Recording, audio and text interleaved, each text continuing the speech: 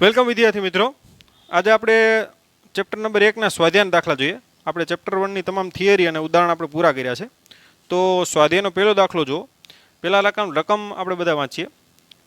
તમને કીધું કે 2 × 10⁻7 કુલમ અને 3 × 10⁻7 કુલમ બે વિદ્યુતભાર છે. આપણે બે વિદ્યુતભાર લખીએ. એક Q1 આપી દીધું 2 × 10⁻7 કુલમ અને Q2 વિદ્યુતભાર આપી દીધો 3 × 10⁻7 કુલમ. આ બે વિદ્યુતભારો છે એની વચ્ચેનું અંતર r તમને આપી દીધું 30 સેન્ટીમીટર. હવે તમને કીધું કે એની વચ્ચે કેટલું બળ લાગે. બરાબર, એકદમ સિમ્પલ વસ્તુ છે. આપણે ખબર છે કુલમનો નિયમ કે બે વિદ્યુતભારો વચ્ચે લાગતું બળ કેટલું હોય, k Q1 Q2 ના છેદમાં શું હોય, r સ્ક્વેર.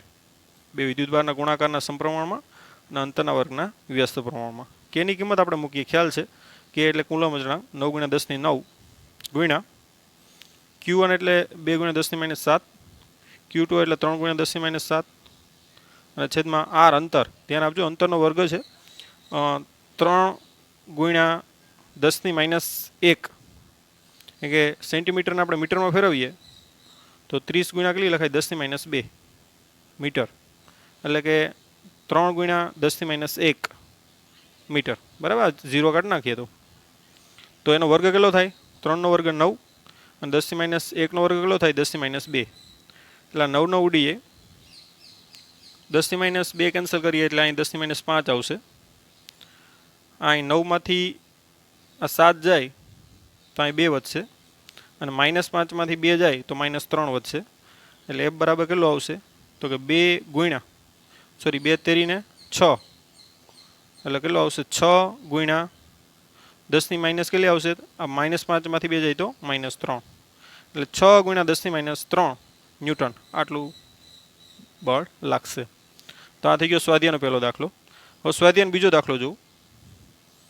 તમને કીધું કે 4 માઇક્રોકુલમ વિદ્યુતભાર ધરાવતા એક નાના ગોળા બીજા -8 માઇક્રોકુલમ, એક વિદ્યુતભાર Q1 આપી દીધો 4 માઇક્રોકુલમ 4 માઇક્રોકુલમ અને Q2 વિદ્યુતભાર આપી દીધો -0.8 માઇક્રોકુલમ.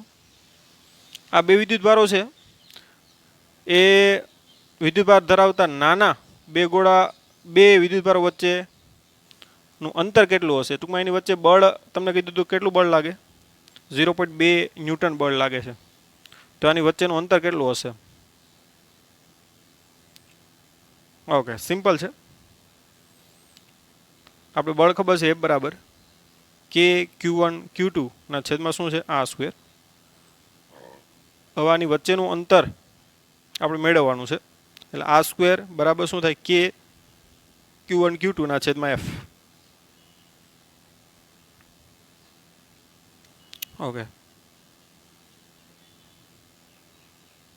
માટે r સ્ક્વેર k ની કિંમત કેટલી છે, 9 × 10⁹.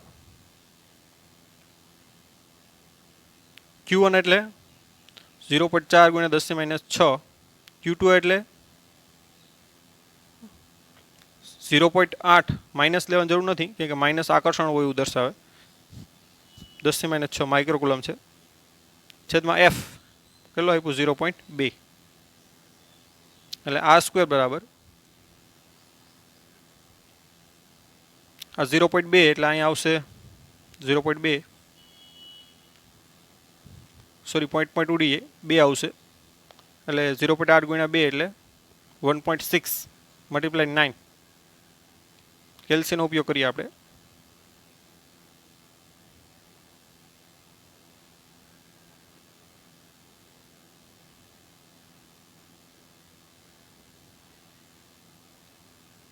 એ આવશે 14.4 ગુણ્યા 10⁻, કેટલી આવશે, -12. -12માંથી +9 જાય તો કેટલી આવશે, -3. એટલે 144 ગુણ્યા કેટલી આવશે, 10⁻4. કંઈક ઘાત ભેગી કરો, 144 વર્ગનું કેટલું થાય, 12 ગુણ્યા 10⁻2 મીટર. અથવા તો સેન્ટીમીટરમાં ગયો તો કેટલો આવશે, અથવા તો આમ પણ લખાય 0.12 મીટર, 10⁻² કેન્સલ થઈ અને 12 સેન્ટીમીટર પર લખી શકો. તો બે વિદ્યુતભારો વચ્ચે 12 સેન્ટીમીટરનું અંતર હોય ત્યારે એની વચ્ચે લાગતું બળ કેટલું હશે? 0.2 ન્યૂટન. ઓકે, તમને એમાં બી પૂછ્યું, આ એ છે તમારું. હવે એમાં બી તમને પૂછેલું છે કે ભાઈ બીજા ગોળા ઉપર પ્રથમ ગોળાને લીધે લાગતું બળ કેટલું હશે? તો જેટલું Q1 વડે Q2 પર લાગે એટલું જ Q2 વડે કેટલા પર લાગે? Q1 વડે Q1 ઉપર. તો એ બળ પણ કેટલું હશે? 0.2 ન્યૂટન. કેમ કે આપણે ઓલરેડી જ્યારે કુલમનો નિયમ સદિશ સ્વરૂપે જોયો હતો ત્યારે સાબિત કર્યું હતું કે Q1 વડે જેટલું Q2 ઉપર બળ લાગે એટલું જ Q2 વડે Q1 ઉપર બળ લાગે. એટલે બીજા ગોળા પર પ્રથમ ગોળાને લીધે લાગતું બળ પણ કેટલું હશે? તો કે 0.2 ન્યૂટન. તો આ રીતે સ્વાધ્યાયનો દાખલો બીજો એકદમ સિમ્પલ સમજી શકો. હવે સ્વાધ્યાયનો ત્રીજો દાખલો જોઈએ, આ લખી લ્યો. સ્વાધ્યાયનો ત્રીજો દાખલો. સ્વાધ્યાયના ત્રીજા દાખલામાં તમને કીધું કે Ke² upon G m electron m proton, આ જે ગુણોત્તર છે આ ગુણોત્તર પરિમાણ રહિત છે એમ આપણે સાબિત કરવાનું છે. અને પછી આપણે એ ગુણોત્તર એનું મૂલ્ય પણ આપણે મેળવવાનું છે.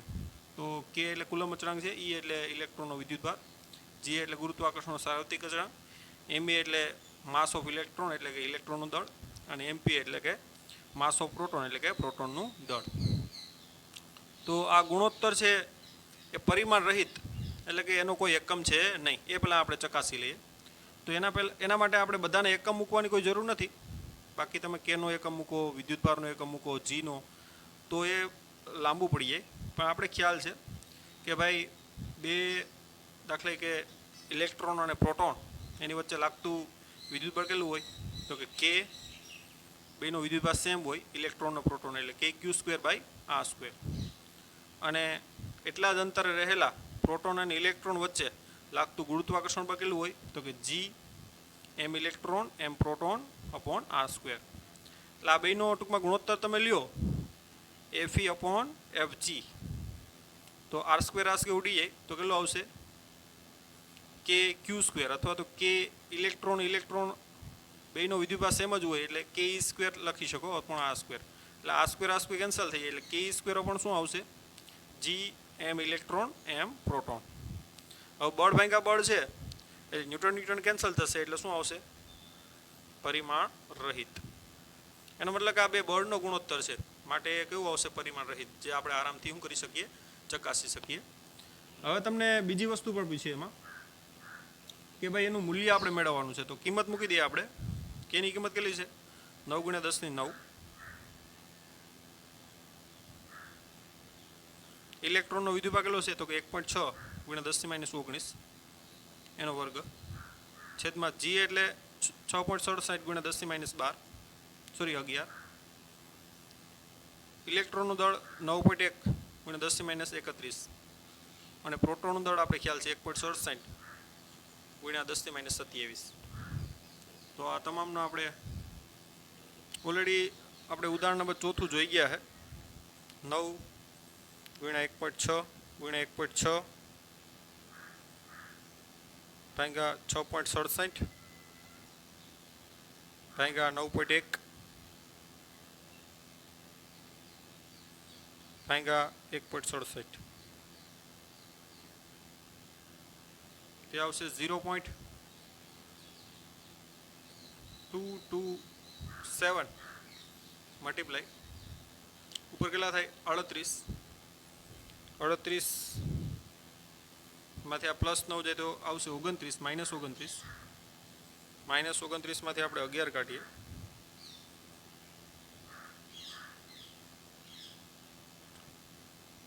તો 31 કાઢીએ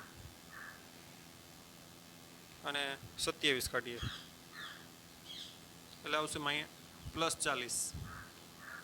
આ બધી ઘાતો ઉપર આવે તો કેવી થઈ પ્લસ, એટલે 40 એટલે 2.27 ગુણ્યા 10 ની કેટલી આવશે? તો 39. તો આ જે ગુણોત્તર છે આપણે ઓલરેડી ઉદાહરણ નંબર 4 જોઈ ગયા છે. તો તો પાછું અહીંયા મેળવી શકાય આરામથી. તો આ થઈ ગયો સ્વાધ્યાયનો ત્રીજો. લખી લ્યો. સ્વાધ્યાયનો ચોથો દાખલો જોઈએ આપણે. તો એમાં કીધું કે પદાર્થનો વિદ્યુતભાર ક્વોન્ટમિટ થયેલો હોય છે.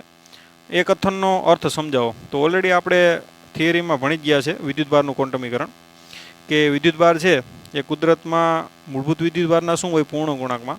ઇલેક્ટ્રોન હોય તો E, -E, -2E, -3, -4E એ પ્રકારનો હોય છે. અને પ્રોટોન હોય તો +E, +2E up to +N પ્રકારનો હોય છે.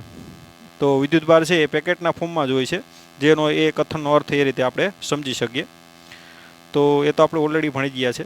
ત્યારબાદ બીજો કે સ્થૂળ એટલે કે મોટા માપક્રમ પર વિદ્યુતભારો સાથે કામ કરતી વખતે આપણે વિદ્યુતભારનું ક્વોન્ટમીકરણ શા માટે અવગણી શકીએ એમ.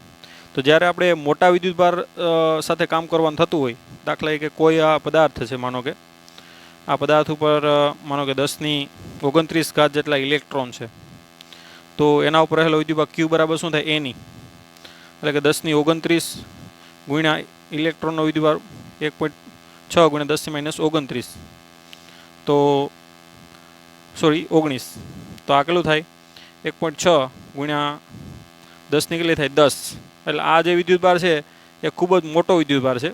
હવે ખૂબ જ મોટો વિદ્યુતભાર હોય ત્યારે આ વિદ્યુતભારનું વિતરણ છે આપણે ખ્યાલ છે કે સતત વિતરણ કહી શકાય, કેમ કે વિદ્યુતભાર જ્યારે ઓછો હોય ત્યારે એનું વિતરણ છે એ આપણે છૂટું છવાયું એમ છે એમ કહી શકીએ. પણ વિદ્યુતભાર જ્યારે વધારે હોય એટલે કે સ્થૂળમાં હોય, એટલે ખૂબ જ મોટા માપક્રમમાં હોય, ત્યારે વિદ્યુતભાર સતત રીતે પથરાયેલો હોય. અને સતત રીતે પથરાયેલો હોય ત્યારે વિદ્યુતભારનું ક્વોન્ટમીકરણ છે એ તમે શું કરી શકો અવગણી શકો. તો આ રીતે એક ક્વેશ્ચનનો જવાબ આપણે આપી શકીએ. ત્યારબાદ સ્વાધ્યાયનો પાંચમો દાખલો જોઈએ આપણે. તો પાંચમા દાખલામાં આપણે શું કીધું કે ભાઈ જ્યારે કાચના સળિયાને રેશમના કપડા સાથે ઘસવામાં આવે ત્યારે વિદ્યુતભાર બંને પર દેખા દે છે. બરાબર, આપણે ખબર છે કે આ કાચનો સળિયો અને આ રેશમનું કપડું, આ કાચ અને આ શું છે રેશમ, તો એની સાથે ઘસવામાં આવે તો કાચનો સળિયો ખબર છે આપણે કે ધન વિદ્યુતભારિત થાય છે અને રેશમનું કપડું કેવું થાય છે ઋણ વિદ્યુતભારિત. તો આપણે અન્ય જોડીઓ પણ આપણે જણાય છે જે આપણે કેવી હોય તો કહી શકીએ, કેમ કે ઓલરેડી આપણે કીધું કે FGW એ ધન થાય અને પાસેર એ કેવું થાય ઋણ થાય. તો ખાસ કરીને આપણો પહેલો જ લેક્ચર છે એમાં બધી જોડીઓ કીધેલી છે.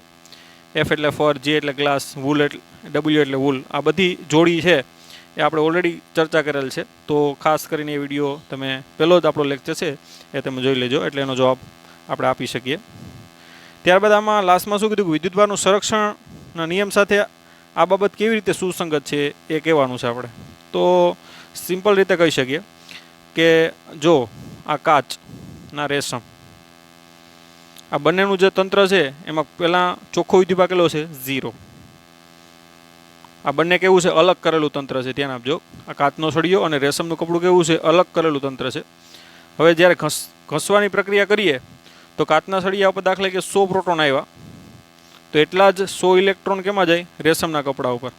હવે ઇલેક્ટ્રોનનો વિદ્યુતભાર ઋણ હોય, પ્રોટોનનો વિદ્યુતભાર ધન હોય, તો સરવાળો કરશો તો ઘસવાની પ્રક્રિયા બાદ પણ વિદ્યુતભાર કેટલો થાય 0. પહેલાં પણ કેટલો હતો 0 હતો, પછી પણ આ બેનો ટોટલ વિદ્યુતભાર કેટલો છે 0. આમ આ તંત્ર છે એ વિદ્યુત દ્રષ્ટિએ અલગ કરેલું છે, માટે કોઈ પણ પ્રક્રિયા થાય એટલે અહીં ઘર્ષણની પ્રક્રિયા થાય તો પણ વિદ્યુતભારનું શું થાય સંરક્ષણ. એટલે પહેલાં 0 હતો તો અત્યારે પણ કેવો છે 0. તો આ રીતે એ સુસંગત છે અને ઘર્ષણની પ્રક્રિયામાં વિદ્યુતભારનું સંરક્ષણ આ રીતે સમજી શકાય. તો એ તો આપણે ઓલરેડી આ ટોપિકમાં જ જોઈ ગયા છે વિદ્યુતભારના સંરક્ષણમાં. ઓકે, હવે સ્વાધ્યાયનો છઠ્ઠો દાખલો જુઓ.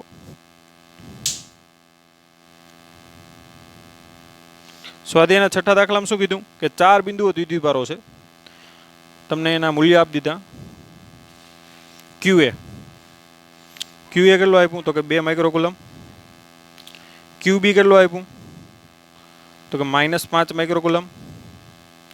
QC કેટલું આપ્યું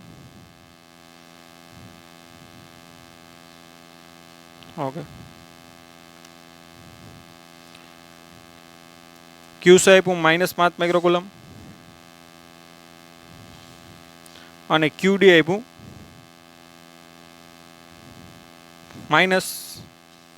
સોરી ક્યુસી છે +2 માઇક્રોકુલમ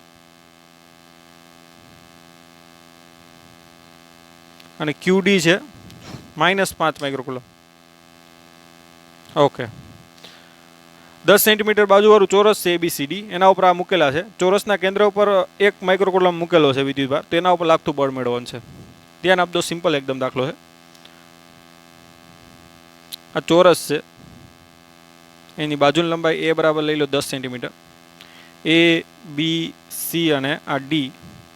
A ઉપર 2 માઇક્રોકુલમ, B ઉપર -5 માઇક્રોકુલમ, C ઉપર +2 માઇક્રોકુલમ અને D ઉપર -5 માઇક્રોકુલમ અને કેન્દ્ર ઉપર 1 માઇક્રોકુલમ વિદ્યુતભાર મૂકેલ છે. તો એના ઉપર લાગતું બળ આપણે મેળવવાનું છે. તો હવે અહીં ધ્યાન આપજો, આ બંને વચ્ચે આને કારણે બળ લાગે એ આપણે FA કહી દઈએ, જે આ રીતે અપાકર્ષણ લાગશે. આને કારણે કહી દઈએ FC કહી દઈએ. આ FC અને આ FA. એ રીતે D ને કારણે લાગે એને આપણે FD કહી દઈએ. આ બાજુ લાગશે, સોરી આકર્ષણ લાગશે એને, એક આ ઋણ વિદ્યુતભાર છે. અને આને કહી દઈએ આપણે FB, જે આ બાજુ આકર્ષણ લાગશે કેમ કે આ ઋણ વિદ્યુતભાર છે. ઓકે, હવે તમે આરામથી જોઈ શકો કે અહીંયા 2 છે અને અહીં 1 છે, અહીંયા પણ 2 છે અને અહીં 1 છે. એટલે આ ડાયરેક્ટ કહી શકો અહીં FA ઇઝ ઇક્વલ ટુ શું છે FC. સદિશ સ્વરૂપે કહો તો FA ઇઝ ઇક્વલ ટુ શું થાય -FC, કેમ કે બંને બળો સમાન છે ને એકબીજા કેવા છે વિરુદ્ધ છે. એટલે FA ઇઝ ઇક્વલ ટુ શું લખાય -FC. માટે એનો સરવાળો કેવો થશે, સદિશ સરવાળો કેવો થાય FA + FC is equal to કેવો થશે 0. FC ને આ બાજુ લઈ આવો તો. એ જ રીતે અહીંયા પણ તમે જોઈ શકો કે અહીં 5 અને 1 છે, અહીંયા પણ 5 અને 1 છે. એટલે આ બળો પણ સમાન છે. એટલે અહીં કહેવાનું કે FB is equal to -FD. શા માટે? કેમ કે બંને પરસ્પર કેવા છે વિરુદ્ધ. માટે FB + FD નો સદિશ સરવાળો કેવો થશે 0. બરાબર, આ બંને સદિશ સરવાળો કેવો થશે 0. માટે તમે કેન્દ્ર ઉપર દાખલા કે વિદ્યુતભાર છે 1 માઇક્રોકુલમ, એના ઉપર લાગતું પરિણામ બળ કેવું થશે 0. આમ કેન્દ્ર પર રહેલા 1 માઇક્રોકુલમ વિદ્યુતભાર પર લાગતું પરિણામી બળ કેવું થશે તો કે 0 થશે. ઓકે, તો આ રીતે આરામથી આ ક્વેશ્ચન છે એ તમે કરી શકો. ઓકે, હવે સ્વાધ્યાયનો આપણે 7મો દાખલો જોઈએ. તો 7મા દાખલામાં આપણે ઓરલી જવાબ આપવાનો છે. 7મા દાખલાની રકમ આપણે બધા જોઈએ. તમને કીધું કે સ્થિત વિદ્યુત ક્ષેત્ર રેખાઓ એ સળંગ વક્ર છે. વિદ્યુત ક્ષેત્ર રેખાઓ આપણે જ્યારે પણ એની લાક્ષણિકતા જોઈ હતી ત્યારે વિદ્યુત ક્ષેત્ર રેખાઓ કેવી હોય, આવી રીતે સળંગ હોય, વચ્ચે વચ્ચે આમ બ્રેક ના થયેલી હોય. બરાબર, અહીંથી પાછો એટલો ગેપ પડે. બરાબર, એટલે કે ક્ષેત્ર રેખાઓ અચાનક ભંગાણો એટલે ગાબડા હોઈ શકે નહીં આ રીતે. તો આવું શા માટે? એમ શા માટે વિદ્યુત ક્ષેત્ર રેખાઓ છે એ ધનમાંથી આપણે ખ્યાલ છે બહાર નીકળતી હોય, ઋણમાં શું થતી હોય દાખલ થતી હોય અને સળંગ વક્ર હોય. બરાબર, વચ્ચે વચ્ચે આવી રીતે ભંગાણો થાય નહીં. તો આપણે ખ્યાલ છે ત્યારે પણ આપણે ચર્ચા કરી હતી કે વચ્ચે ભંગાણ થાય એનો મતલબ કે આટલા વિસ્તારમાં બળ કેવું હોય 0 હોય, પાછું અહીંયા બળ લાગે. તો વિદ્યુત બળ છે દાખલા કે 2 વિદ્યુતભારો વચ્ચે સતત ગમે ત્યાં પોઈન્ટ ઉપર લાગતું હોય, આટલા વિસ્તારમાં બળ ન લાગવું એ પોસિબલ છે નહીં. અથવા તો અહીંથી વિદ્યુતભાર સપોઝ કે અહીંથી આમ ગતિ કરતો હોય, દાખલા કે આ વિદ્યુતભાર છે આમ ગતિ કરતો હોય, તો અહીંયાથી કૂદકો મારીને અહીંયા વિદ્યુતભાર આવી રીતે આવી શકે નહીં. તો એ પણ એક રીઝન આપી શકો કે કોઈ પણ બળ વગર અહીંયાથી વિદ્યુતભાર અહીંયા ના આવી શકે. આમ આટલા વિસ્તારમાં ભંગાણ છે એનો મતલબ કે આટલા વિસ્તારમાં બળ 0 છે, તો વિદ્યુતભાર અહીંથી અહીં ડાયરેક્ટ જમ્પ મારીને આવી શકે નહીં. તો આવી રીતે ક્ષેત્ર રેખાઓ છે એ સતત હોય છે. આવી રીતે ક્યાંય પણ ત્રુટક એટલે કે ભંગાણ અથવા તો ગાબડા હોતા નથી. તો આરામથી એ જવાબ આપી શકો. અને બીજો ક્વેશ્ચન એમાં છે કે 2 ક્ષેત્ર રેખાઓ કોઈ બિંદુએ એકબીજાને શા માટે છેદતી નથી તે સમજાવો. તો ખ્યાલ જ છે, દાખલા કે વિદ્યુત ક્ષેત્ર રેખા આ એક છે અને આ બીજી ક્ષેત્રરેખા. માનો કે આ બિંદુએ છેદી તો એ બિંદુએ આપણે કેટલા સ્પર્શક દોરી શકીએ? 2 સ્પર્શક દોરી શકીએ. આનો સ્પર્શક આ અને આનો સ્પર્શક આ. માનો કે આને E1 કહી દો અને આને E2 કહી દો. તો એક જ બિંદુએ આપણે 2 સ્પર્શક દોરી શકીએ. તો 2 સ્પર્શક શું કહે કે વિદ્યુત ક્ષેત્રને 2 દિશાઓ છે આ પોઈન્ટ આગળ. તો વિદ્યુત ક્ષેત્રને જે તે પોઈન્ટ આગળ એક જ દિશા હોય, બરાબર. આ એ વિદ્યુત ક્ષેત્ર છે, આ એક પોઈન્ટ આગળ એની એક જ દિશા હોય. એક પોઈન્ટ આગળ 2 દિશા હોઈ શકે નહીં.